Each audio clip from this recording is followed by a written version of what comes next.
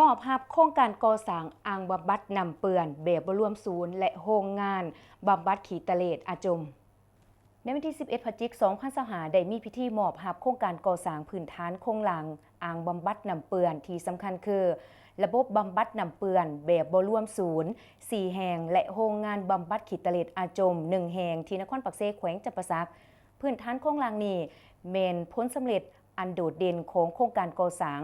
ความอาจสามารถในการคุ้มครองน้ำเปื้อนและขี้เหงื่อเพื่อปรับปรุงสิ่งแวดล้อมในสาธารณรัฐประชาธิปไตยประชาชนลาวที่จัดตั้งปฏิบัติโดยสถาบันการเติบโตสีเขียวสากลโดยการสนับสนุนทุนจากองค์การมีส่วนร่วมสากลของกอยกาพิธีมอบหาบครั้งนี้แม่นเป็นขีดไม้อันสิ้นสุดของโครงการหัวมือ5ปี 2019 ต้นปี 2025ซึ่งมีเป้าหมายเพื่อปรับปรุงสภาพสุขภิบาลและสิ่งแวดล้อมตัวเมืองโดยเฉพาะอยู่นครปักเซผลสำเร็จของโครงการประกอบมีการก่อสร้างและนำใส่ระบบบำบัด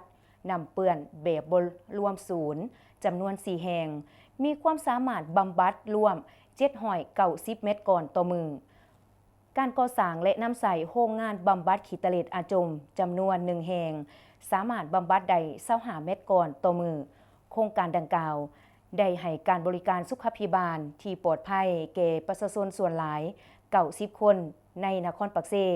ช่วยลดพ้นความเสี่ยงของพยาธิที่มาจากน้ำยางหลวงหลายมีการสร้างแผนคุ้มครองน้ำเปื้อนของนครปักเซและกฎระเบียบการคุ้มครองขี้ตะเลดอาจมและอัตราค่าบริการเพื่อรับประกันการบริการที่มีคุณภาพสูงและยืนยง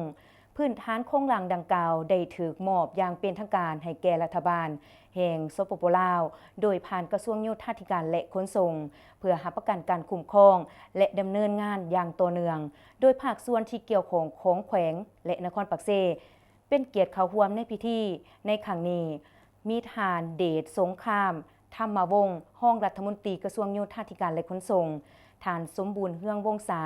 ห้องประธานคณะกรรมการปกครองแขวงจำปาสัก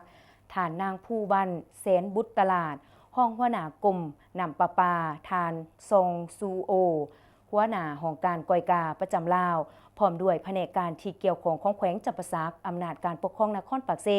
และครูร่วมงานการจัดตั้งปฏิบัติโครงการดังกล่าวเข้าร่วม